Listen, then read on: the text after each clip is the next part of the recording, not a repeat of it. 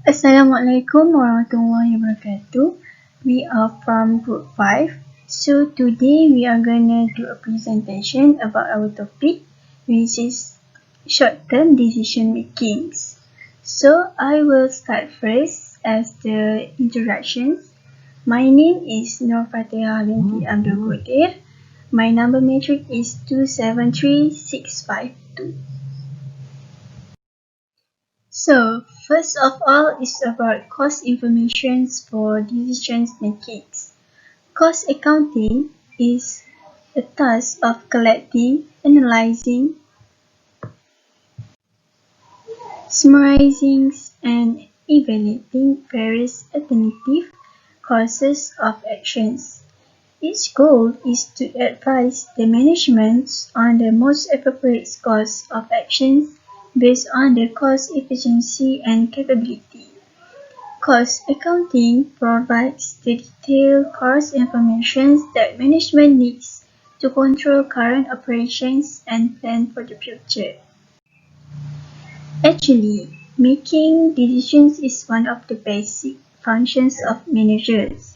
To be successful in decision making, managers must be able to tell the difference between relevance and irrelevance data and must be able to correctly use the relevance data in analyzing alternatives.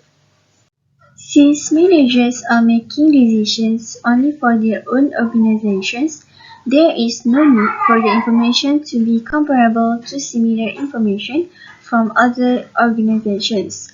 Instead, information must be relevant for a particular environment. Next, cost accounting information is commonly used in financial accounting information, but its primary function is for use by managers to facilitate making decisions. Next is short-run decision making. Short-run decision making consists of choosing among alternatives with an immediate or limited end in view. Short-term decisions sometimes are referred to as tactical decisions because they involve choosing between alternatives with an immediate or limited time frame in mind. Accepting a special order for less than the normal selling price to utilize idle capacity and to increase this year's profit is an example. Therefore, some decisions tend to be short-run in nature. However, it should be emphasized that short-run decisions often have long-run consequences. So, learning objective for number 1 is to identify relevance and irrelevance costs and benefits in a decision. Cost concepts for decision making. A relevant cost is a cost that differs between alternatives.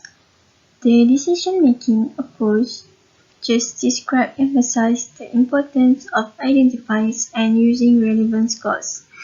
Next is relevance cost possess two characteristics, which is first of all is they are future costs and second is they differ across alternatives. All pending decisions relate to the futures. Next is, accordingly, only future costs can be relevant to decisions. Next is identifying relevant costs. And avoidable costs can be eliminated in whole or in part by choosing one alternative over another. Avoidable costs are relevant costs, and avoidable costs are irrelevant costs.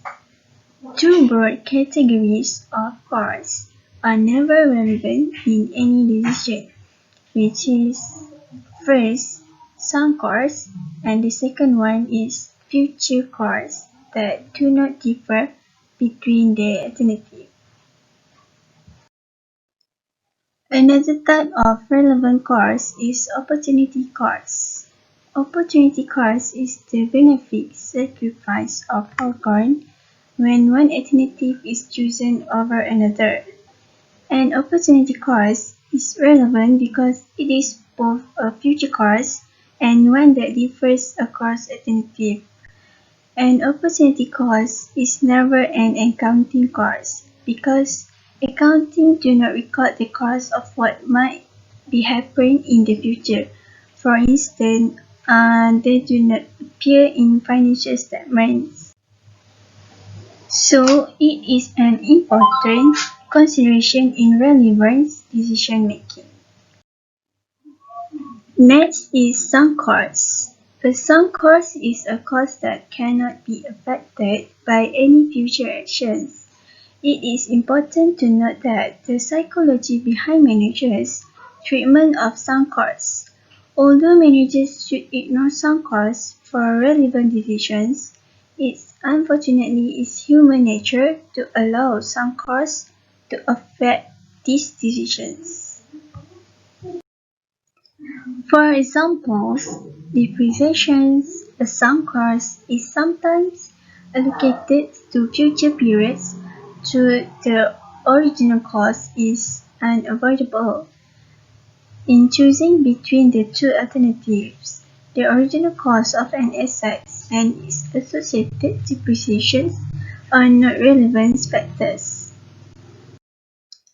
Relevant cost analysis is a two-step process. The first step is eliminate costs and benefits that do not differ between alternatives.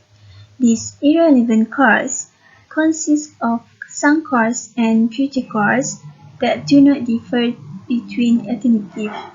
The second step is to use the remaining costs and the benefits differ between alternatives in making the decisions. The costs that remains are the differential or avoidable costs. Costs that are relevant in one decision situation may not be relevant in another context. Thus, in each decision situation, the managers must examine the data at hand and isolate the relevant costs. That's all from me. Thank you. Thank you, Fatehah. So, Assalamualaikum to Dr. and my fellow friends. My name is Fifi. So, for my part, I will explain about the example of identifying relevant costs. So, here we have a situation where Cynthia, a Boston student, is considering visiting her friend in New York. She can drive or take the train. By car, it is 230 miles to her friend's apartment. She is trying to decide which alternative is less expensive and has gathered the following information. So basically in this situation, it's about a student. She wants to go to New York to visit her friend, but she cannot decide whether to use the train or take the car because she wants to use which method that incurred the less cost. Okay, so here we have been given the information. We have the automobile cost and also some additional information. So for automobile cost, we have the annual straight line depreciation on car, cost of gasoline, annual cost of auto insurance and license, maintenance and repairs, parking fees at school. So additional information, we have reduction in resale value of car per mile of wear, round trip train fare, benefits of relaxing on train trip, cost of putting dog in kennel while gone, benefit of having car in New York, hassle of parking car in New York, cost of parking car in New York per day. So here is the calculation for the depreciation, cost of gasoline and also parking fees at school.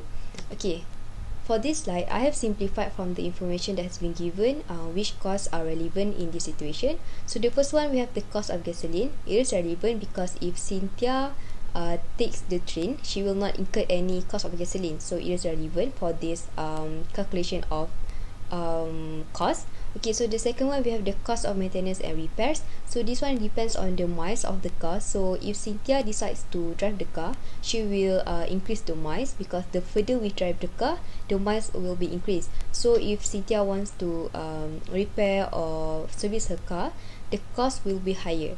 Okay, the third one, we have the decline in resale value. This one also depends on the miles. The fourth one, we have the round trip train fare.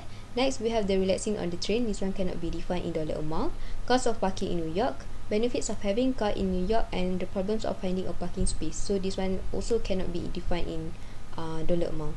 For the next one, we have the not relevant cost. The first one, we have the cost of the car. The cost of the car is not relevant because cost of the car is a type of a sunk cost, so it is not relevant. The second one, we have the annual cost of insurance. This one is not relevant because whether Cynthia takes the train or use the car, she still need to pay for the cost of insurance, so it is not relevant in this situation. The monthly school parking fee is also the same whether she takes the train or use the car, she still need to pay for the monthly school parking fee. So lastly, we have the kennel cost for putting the dog while gone. This is also the same. Okay, next we have the calculation of the cost of driving and also cost of taking the train based on the information. So for cost of driving, we have the gasoline, maintenance, reduction in resale and parking in New York. So for the cost of taking the train, we only have the round trip ticket. So just now we listed down there is 7 of relevant costs, but in this calculation we only have 5 because the other 2 cannot be defined in dollar amount, so it cannot be included in this calculation. Okay, so obviously from the calculation, the total, Cynthia will take the train to the New York because the cost is lesser, which is $104, but in between these two it is not so much different. It is like $10 in difference between these two. But the aim of this calculation of relevant cost is to find which method is using the less cost to the New York. So basically at the end we have the cost of taking the train is the lesser one, so Cynthia will take the train to the New York. So here we have from a financial standpoint, Cynthia would be better off taking the train to visit a friend. Some of the non-financial factor may influence her financial decision. Okay, so that is all for the identifying relevant cost. So next I will explain about the total and differential cost approaches. So this one I will explain in just a short. So here we have a situation where the management of a company is considering a new labor saving machine that rents for $3,000 per year. Data about the company's annual sales cost with and without the new machine are as below. So this is the statement. So if we analyze this statement, there is not so much difference between the current situation and also situation with new machine. Except for the direct labor, we have a decrease in $15,000, and also rent on new machine we increase for 3,000, so it is needed to be deduct. So here is the calculation. So we can actually analyze the decision by looking at the different costs and revenues and arrive at the same solution. So this is the calculation to get the net annual cost saving from renting the new machine. So decrease in direct labor cost, we have $15,000, and also increase in fixed rental expenses, $3,000, so we need to deduct, and at last we come to the total for $12,000. Okay, so that one is for total and differential cost approaches. So next I will explain about the limiting factor. For limiting factor, we have 2 things that will be discussed. Is the first one, the optimal product mix, and the second one we have the constrained resources. So what is optimal product mix? Here we have a company's product mix determines the proportional amount of each product it offers to its customers. So some companies may produce an equal percentage of each product for sale. Most small businesses that want to maximize revenue, however, determine an optimal product mix to take advantage of their different production strengths and meet their customers' needs. So basically, optimal product mix is how the company produce its products, but usually they will produce in an equal proportion, but somehow there are also companies that will use this optimal product mix to take advantage for their product strength and also to fulfill the customer needs. Okay, so next we come to the constrained resources. Constrained resources require businesses to make decisions about which products to make and in what quantities. How does a company decide which product is given priority over constrained resources? We must look at how each product use the constrained resource and maximize contribution margin per hour. Okay, so for constrained resources, it is about how the company decide to produce what products and also in what quantities. Okay, so here is the key terms and concepts. So what is a constraint? Constraint is when a limited resource of some type restricts the company ability to satisfy demand. So for the bottleneck, it is the machine or process that is limiting overall output. So bottleneck is some part of the constraint. Okay, so here is a utilization of a constraint resource. When a constraint exists, a company should select a product mix that maximizes the total contribution margin earned, since fixed costs usually remain unchanged. A company should not necessarily promote those products that have the highest unit contribution margin. Rather, it should promote those products that earn the highest contribution margin in relation to the constraining resource. So basically in this slide, it is trying to explain how to utilize a constraint resource, but I will just explain in theory. For the calculation, I will pass to Yazid. He will explain with an example. So that's all from me. Thank you. Thank you, Fifi. Assalamualaikum and good day. My name is Mohd Yasir Bin Saad, and I'm gonna explain you guys about the example question for the utilization of a constrained resources. So first is the first question. It's about Ensign company produce 2 products and selected data are shown below. It is about Ensign company trying to produce machine A1 using product 1 and product 2. So both have their own data, as you can see. So next, it show about the other extra information for the machine A1. First one, machine A1 is constrained resource and is being used at 100% of its capacity. Second, there is excess capacity on all other machines. Machine A1 has a capacity of 2,400 minutes per week. So which one Ensign should focus the effort, either product 1 or product 2? Okay, first thing that you need to find about the machine A1 is how many both product can produce in 1 minute. So as you can see, we need to find firstly in 1 minute, product 1, you can see from the previous page also, product 1 can produce 1 unit and product 2 can produce 2 unit in 1 minute, because product as you can see, product 2, if to produce 1 unit, it needs only half minute. So in 1 minute, it can produce 2 unit already, right? So in this page, you can see it is about the contribution margin per minute. So contribution margin for product 2, as 1 unit need only half minute, so it contribution margin per minute for product 2 is 30. 15 times 2 get 30. So product 2 is more higher than product 1.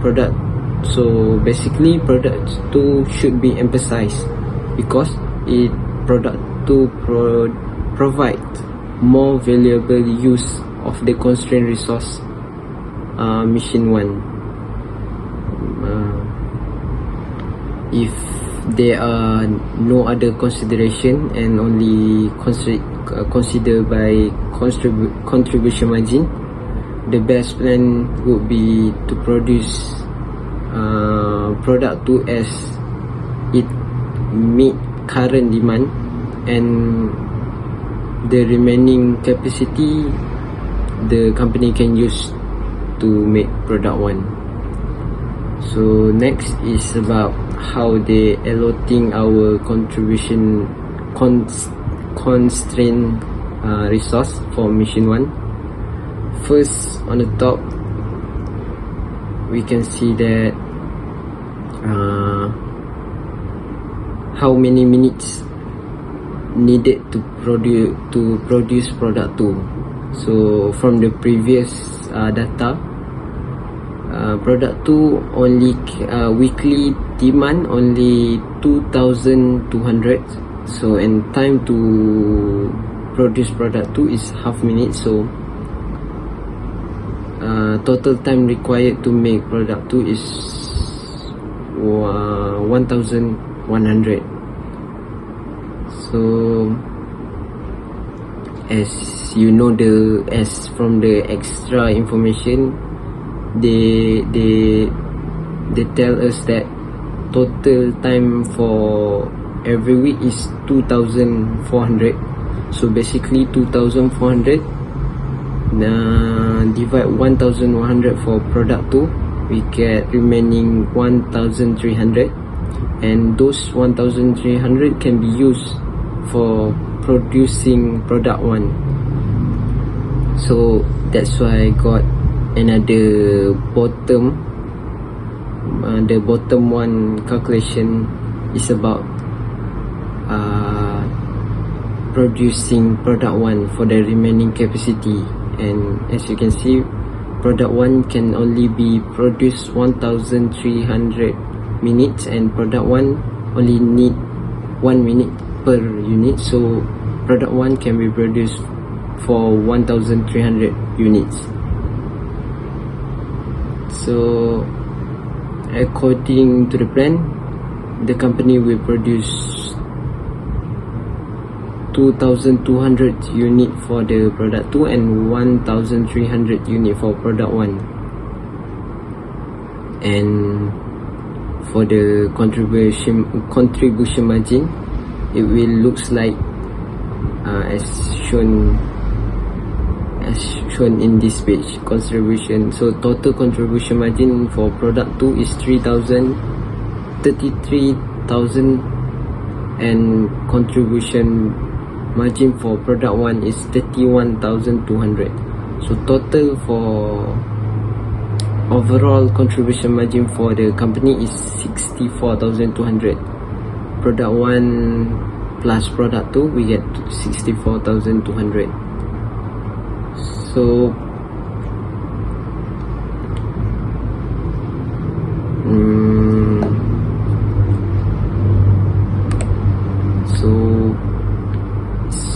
that's all for the question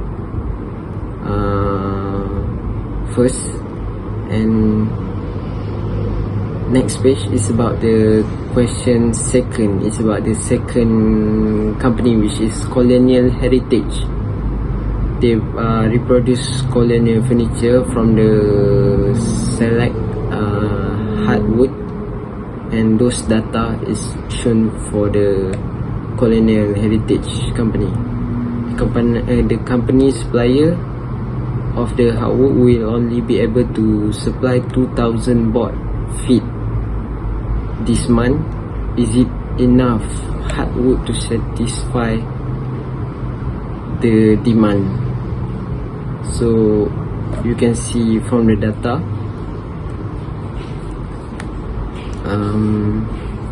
to find it, from the data, first we look for the chairs data.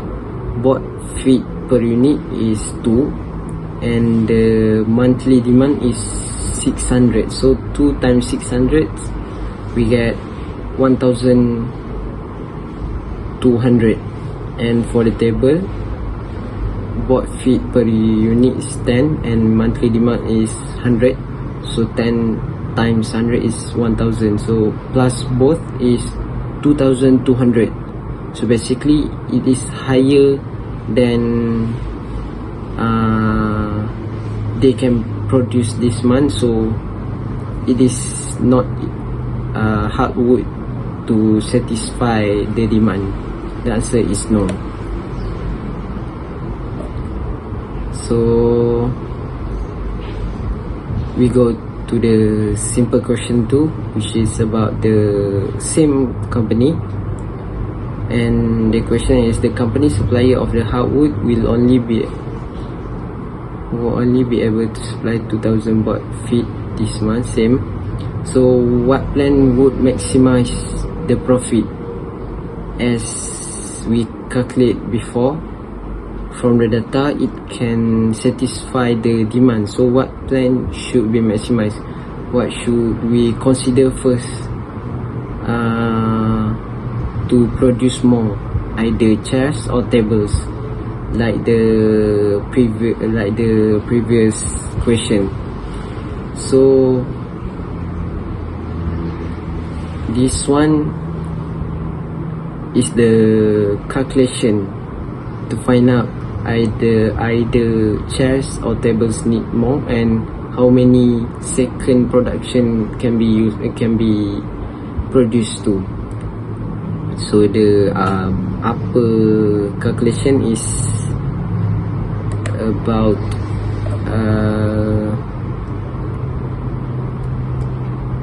the data before, and it's calculate how many contribution margin per board food. And so per board, so contribution margin that given for the chair is 50 and for the table is 200, must divide by the board feet to get 1 unit, which is per board, and 50 divided by 2 get 25, 200 divide 10 get to 20. So to fit the higher to maximize the profit, basically we need to produce 600 chairs and 80 tables. Why? Because contribution margin for chairs is more than tables, so we should consider to produce to maximize the production of the chair first before we consider the remaining capacity for the tables. So the below calculation is about how many production of table remain to be produced. So production of chair, it is as we know from the data, monthly demand is 600. So we maximize the production of chair, which is 600. So board required is 1,200, and board feet capacity is only 2,000, so the remaining is 800. And to produce board feet per table is 10, so 800 divide 10, we get 80 for the production of the table. Next is the simple question 3.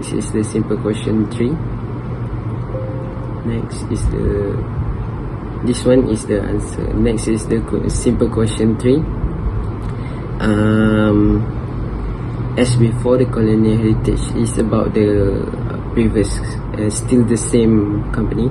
As before, colonial heritage supplier of the hardwood will only be able to supply 2,000 board feet this month. Assume the company follows the plan we propose, as just now we calculate. Up to how much should colonial heritage be willing to pay above the usual price to obtain more hardwood? So the additional wood would be used to make the table in this use. So each board foot of the additional wood will allow the company to earn an additional 20 of the contribution margin and profit. So basically the answer is 20. That's all from me. Thank you. Assalamualaikum warahmatullahi wabarakatuh, and hi, my name is Shafika Husna with Shamsul Amri, number matric 2733692. Okay, I will continue. Theory of constraints. The theory of constraint is a methodology for identifying the most important limiting factor that stand in the way of achieving a goal, and then systematically improving that constraint until it is no longer a constraint. In manufacturing, the constraint is often called as bottleneck. Next, in order to get rid of the constraint, we need to know 5 focusing steps, which is: first, identify; second, exploit; third, subordinate; fourth, elevate, and fifth, repeat. Okay, first, identify. We need to identify the system constraint. To identify the constraint, so we need to know the root of the problem. Example, delivery software with minimal defect. In the research, they found that developers and quality assurance do not find any defect during the manual testing. So why the software that they delivered have minimal defects? Need to second, exploit the constraint. Exploit the constraint, we know that they can only deliver software only with the permission from quality assurance. So the constraint here is from QA people itself, quality assurance people. We must exploit the constraint by ensuring that all quality assurance people have exactly as much work lined up as they can handle, so that they have their happiness and productivity. Therefore, the quality of their work will be increased as well. Third, subordinate everything else to the constraint. So, developers should assist quality assurance in working with quality assurance backlog. Fourth, elevate the constraint. So, the constraint here is quality assurance itself. So, it is necessary for the company to have more quality assurance to increase the throughput. Fifth, repeat all of the 5 focusing steps if you have created any new constraint, and do not allow initial to become the system to managing constraint. At the bottleneck itself, we can improve the process, add overtime or another shift, hire new workers or acquire more machines, subcontract production, reduce amount of effective units produced, add workers, transfer from non-bottleneck department. Is throughput accounting actually. Throughput accounting is a principle-based and simplified management accounting approach that provides managers with decision support information for enterprise profitability improvement. Throughput accounting is relatively new in management accounting. It is an approach that identifies factors that limit an organization from reaching its goal and then focus on simple measures that drive behavior in key areas toward reaching organizational goals. Next is how to make decisions when resources are constrained. So here is the other decisions, which is make or buy. It is an act of choosing between manufacturing a product in the house or purchasing it from external supplier. And further processing, the sell or process further decision is the choice of selling a product now or processing it further to earn additional revenue. Third, keep or drop. It is discontinuing products, departments and locations. And last, special order. It is a unique one-time order made by a customer. Okay. What is vertical integration? It is a strategy whereby a company owns or controls its suppliers, distributors or retail locations to control its value or supply chain. Vertical integrations provide certain advantage, which is an integrated company may be able to ensure a smoother flow of parts and materials for production than a non-integrated company. Some companies feel that they can control quality better by producing their own parts and materials. Next, integrated company realize profit from the parts and materials that they choose to make instead of buy. However, the vertical integration also have disadvantage. The primary disadvantage of vertical integration is that a company may fail to take advantage of supplier who can create an economic scale advantage by pulling demand from numerous companies. The example for the make or buy decision. Assets company manufactures part 4A that is used in one of its products. The unit product cost of this part is direct materials $9, direct labor $5, variable overhead $1, depreciation of special equipment $3, supervisor salary $2, general factory overhead $10. So the all total unit product cost is $30. The explanation of the question: the special equipment used to manufacture part 4A has no resale value. The total amount of general factory overhead which is allocated on the basis of direct labor hours would be unaffected by this decision. The $30 unit product cost is based on 20,000 parts produced each year. An outside supplier has offered to provide the 20,000 part at a cost of $25 per part. So, should the assets company accept the supplier's offer or not? So, let's take a look at the next slide. If we take outside purchase price $25 and multiply by 20,000 units, the company need to buy $500,000 for the 20,000 units. Let's take a look at the column make. Direct materials $9 multiplied by 20,000 unit, so we get 180,000 for the direct materials. And direct labor $5 multiplied by 20,000 unit, we got $100,000. Variable overhead $1 multiplied by 20,000 units, so we got $20,000. Depreciation of equipment is already stated in the explanation earlier. The special equipment has no resale value and it is a sunk cost, so no need to calculate it. So next, supervisory salaries $2 multiplied by 20,000 units, so we got $40,000.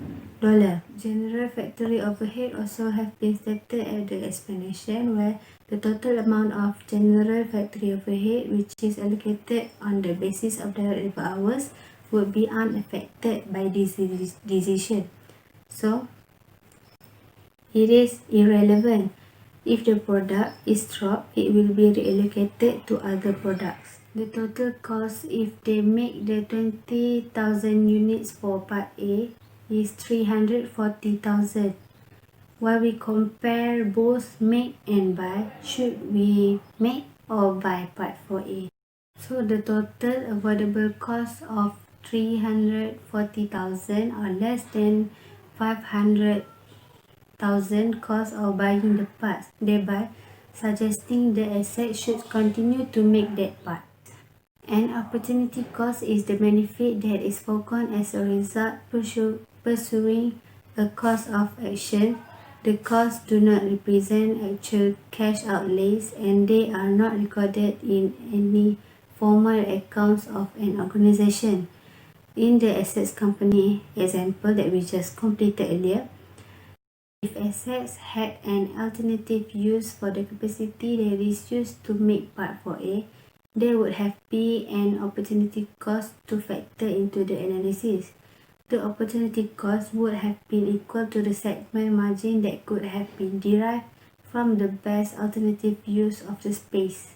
Okay, to move on with the presentation, today I'm going to talk about whether special orders should be accepted by a company or not. Right, so what is a special order? A special order is a one-time order that is not considered part of the company's normal ongoing business. As an example, usually a company used to produce like 5,000 units of production a month, but suddenly a customer wants 10,000 units. So therefore it's considered a special order because it's just a one-time during that month. When analyzing special orders, only the incremental costs and benefits are relevant. So we will know that not all costs are included. Right, as you can see at the slide, Jet Incorporation makes a single product whose normal selling price is $20 per unit. A foreign distributor offers to purchase 3,000 units for $10 per unit. This is a one-time order that would not affect the company's regular business. The annual capacity is 10,000, but Jet Incorporation is currently producing and selling only 5,000 units. So should Jet accept the offer? So whether or not Jet should accept the offer, we need to see the income statement first. So this is the normal income statement with the 5,000 units of productions and selling price of $20 per unit, and the variable cost is $8. So with all the units given and the price given, the net operating income of normal ongoing business of Jet Incorporation is 12,000. Alright, so what will happen if Jet accepts the offer? So firstly, obviously we want to know whether it will increase the income of the Jet Incorporation or not. So we must count the increase in net income first. So firstly, we take 3,000 units of production because the foreign distributor want an extra 3,000 units times by 10% because they are willing to pay 10%. With that we get a 30,000. And next we must count the variable cost. So we take 3,000 units times by $8 variable cost because we know the variable cost is $8, which comes with 24,000. So how to know the net income is 30,000 minus by the 24,000, and Jet Incorporation we get 6,000 extra net income, or we can call it increase in net income. So before this net income is 12,000, so now it will be increased to 18,000. So this answer assumes that the fixed costs are unaffected by the order and the variable marketing cost must be incurred on the special order. So with this we know that Jet might want to take a special order because there's an increase in net income. So next we can have the quick check for the example of questions. So the northern optical ordinarily sells the X times of $50. The variable production cost is $10. The fixed production cost is $18 per unit, and the variable selling cost is $1. The customer has requested a special order for 10,000 units of the X lens to be imprinted with the customer's logo. This special order will not involve any selling cost, but the northern optical will have to purchase an imprinting machine for 50,000. Alright, so the question is, what is the rock bottom minimum price below which northern optical should not go in its negotiation with the customer? In other words, below what price would northern optical actually be losing money on the sale?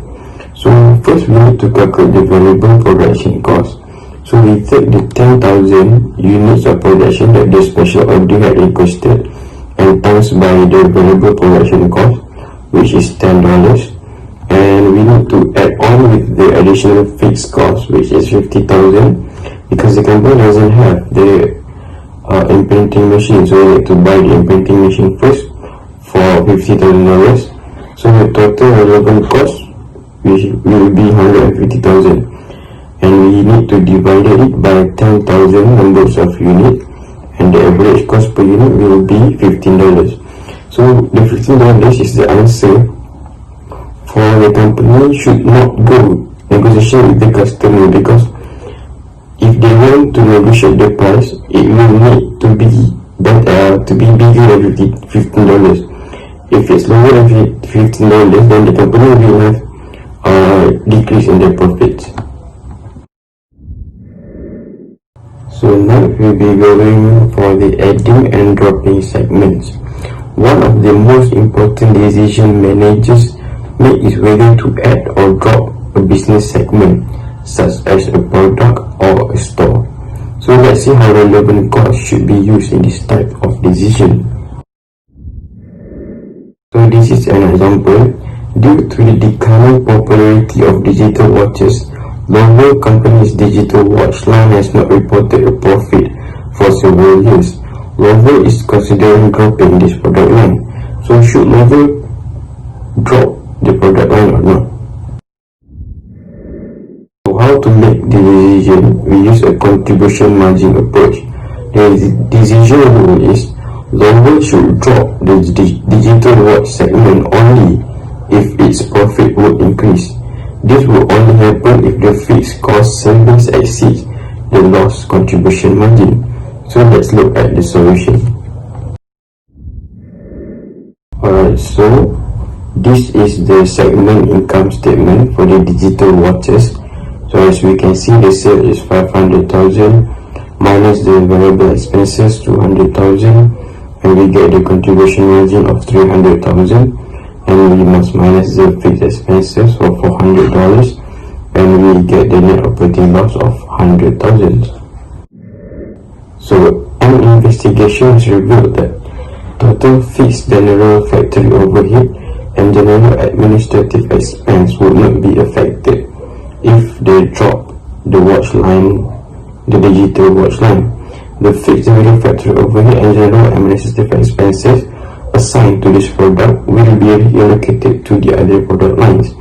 In other words, the general factory overhead and administrative expense that used to be to the product lines will be allocated to the other product lines, so not allocated to the digital watches anymore. Alright, so the last part, as we can see in the slide, the equipment used to manufacture the digital watches has no resale value or alternative use. So if they drop the product lines, the equipment that used to be manufactured the product will no longer be available for use. So what is the point of dropping the product line if they will get more losses? So in my opinion, Marvel should retain the digital watch segments because the fixed cost saving are not exceeding the loss contribution margin. If the fixed cost saving exceed the loss contribution margin, then they should drop the product lines. In this situation, they should not drop the product line because the fixed cost saving does not exceed the loss on contribution margin. Assalamualaikum warahmatullahi wabarakatuh. My name is Yasir Bin Saad. My metric number is 273745. Today, I will present about joint cost. Okay, what is joint cost? Joint cost is two or more products produced from the same input. The joint product manufacturing process can be recognized as separate product is called split of point. For example, in the petroleum refining industry, they extract a large number of products such as gasoline, jet fuel, lubricant, and others. Okay, allocation for the joint cost product is allocated to the end product based on value on each product or other basis, and it is profitable to continue processing a joint product after the split of point as long as incremental revenue exceeds incremental processing. Okay, now we proceed to an example of sell or process further. Sawmill cuts logs from which unfinished lumber and sawdust, and there are immediate joint products. Unfinished lumber is sold as is or processed further into finished lumber. Sawdust can be also sold as is to gardening wholesalers or processed further into presto log. Data above shows the amount of lumber and sawdust. First, the sale value at the split off point for the lumber is $140, and for the sawdust is $40, and sale value after further processing is $270, while sawdust is $15. Allocated joint product cost is $176, while sawdust is $24. Cost of further processing is $15, while sawdust is $20. Now, we want to calculate the incremental revenue for the both products. Okay, for the lumber, the sale value after further processing is $217. We minus with sale value at the split off point, we get incremental revenue is $130. For the sawdust, the sale value after further processing is $50, and we minus with sale value at spread of $40 and we get $10. Okay, now we get incremental revenue for the both products, and then the next step is we minus cost of the further processing. The cost of further processing for lumber is $50, while sawdust is $20, and we get the profit from further processing for the lumber is $80, while we get loss from further processing for the sawdust with $10. We can conclude that the lumber should be processed further because get the profit, while the sawdust we cannot proceed further, but we must sell it at the speed of point, because if we continue to sell it, we can get the loss. Okay, now we talk about qualitative factors. Qualitative factors are decisions that cannot be measured. Example of qualitative factors. First, moral. The impact on employee moral of adding a break room to the production area. Second, customer. The impact on customer opinions of a business and keeping efficiency in customer support. Nowadays, customer is very important to the business. We must take all the comment, opinion to enhance our business. Next, investor. The impact on investor of conducting a road show to meet as many of them as possible. 4. Community. The impact on the local community of allowing employees existing with community project. Number 5. Product. Product quality is very important, and company must focus on producing the quality product by using quality component, and will result to the high demand of product and we give profit to the company. Okay, now we talk about factors that affect the bidding price. First is project size and value, also called managerial complexity. In this part, we focus on what is the value of the project, projected cash flow required during execution, desired rate of investment required by company. Second, factors that affect the bidding price is regional market condition. In this part, we focus on economical situation overall, situation of the construction industry, how many projects are currently available in the market, and how many competitors are accepted to bid. The third one is current or projected workload of the tenderer. Okay, we must focus on need forwards, other projects currently out for tender, forecast for upcoming project. And number 4 is type of client. We must identify type of client. They are from public or private. Financial capability of the client is important, and reputation of the client.